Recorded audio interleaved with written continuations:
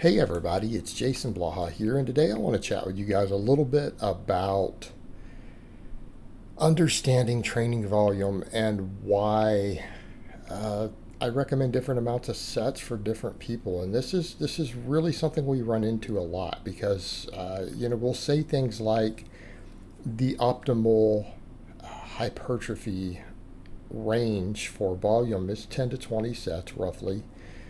For most people, as far as their actual work sets for hypertrophy, and in some cases, obviously, when anabolics and lifestyle and stuff come into the mix, it can actually exceed that in some cases, or at least not have any negatives. And, there are times that for some people, they may want to do even less than that. And here's ultimately what it comes down to: the amount of volume that a person needs for overall hypertrophy is really based upon their recovery, and that's the biggest issue we run into. It's an issue of how efficient are they at recruiting muscle fibers, how much workload are they subjecting themselves to with these movements, things like axial loading, all these other factors. There's a lot of stuff. It's a lot of stuff that's going on here that has to be factored in. And for a lot of people, there's one reason that I will give them only 10 or 12 sets, and a lot of my clients, and yet they make good progress. Now, could we argue they probably need to be in better shape? They need other recovery factors in their life? Sure. But here's the thing. I think for a lot of people, particularly people who finish a novice phase and they stall and everything, the fact that if they can get to a point to where they make any progress, they're happy. So you've got to look at it and say, well, this 10 total sets a week for a given muscle, is it going to give some progress? And the answer is generally yes. The answer is generally yes. That's usually the case. However, what about if someone is really trying to pursue a higher level of fitness? This is something we run into a lot with people who really care about their body composition. They have the free time to train more. Again, particularly people who are slightly more novice, even in some cases, or people with very serious goals, there can be benefits to going beyond this because of metabolic differences, insulin sensitivity differences. I mean, we can talk about long-term shifts in body composition as a result of handling higher workloads of both your volume training as well as your conditioning work. Okay, but this is where we are getting over to people with really, really serious goals, that there can absolutely be merit to this. And it doesn't even mean people who always have hardcore goals. I mean, I know coaches who even work with women's recomposition and transformations. Women can usually handle higher volumes than men, who they do exactly that. They put them through fairly high volumes of training, along with doing a lot of steps or GPP and other things. And it absolutely works. It absolutely works. And this is what we are talking about of why we have such a large range, because really 10 to 20 sets, when you think about that, that is a massive range. It's literally double. The top end of that range is double the bottom end.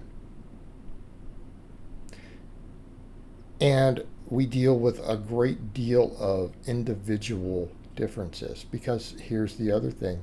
If a person's lifestyle isn't optimized, their nutrition isn't really good, right?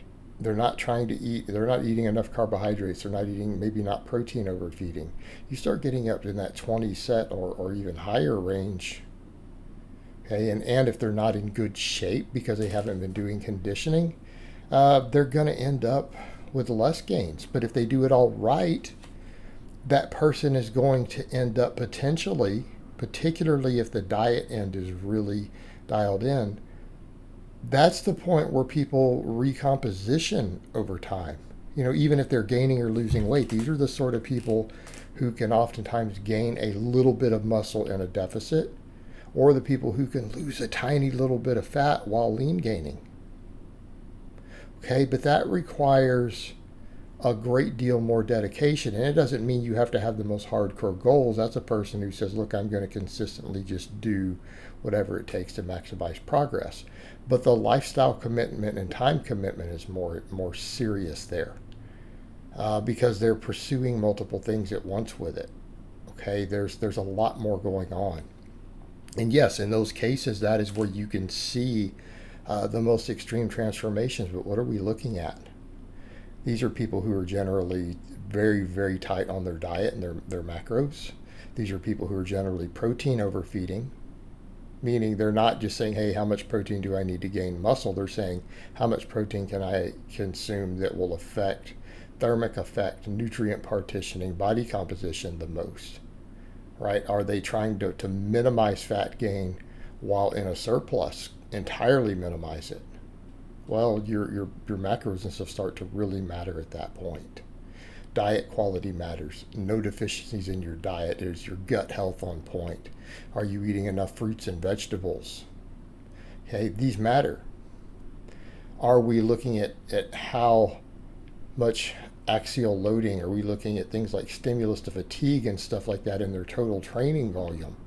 Particularly if if they're a novice, not so much. But if they're more advanced lifters, you better be paying attention to these things when these volumes go up. Okay? Because we're trying to now maximize progress while also maximizing recovery. This is where we start looking at stuff to where we look at versions of conjugate to where we're only hitting training maxes. We're running lighter weights on the speed work so that we can accommodate more volume. Okay, we're doing limited amounts of axial loading. We're not coming in and doing 5 sets of 10 on squats and deadlifts. We can come in and do max work, speed work, and then do machines for other stuff. We're looking at how much compressive stress we're putting on the spine while still getting strong. Okay, this is the stuff that has to be looked at if someone wants to do that. And on the other extreme, if someone's not going to do all that, I can put them closer to 10 to 12 really high quality program sets every week. Because if they're not going to do a bunch of conditioning and GPP and be in shape and have the work capacity and this perfect lifestyle, they can make great gains. They can get big. They can get jacked. It's not going to optimize body composition the same. It's not going to optimize fitness the same. But can they get to an advanced level as a lifter? Can they put on a lot of muscle and strength doing this? Yes.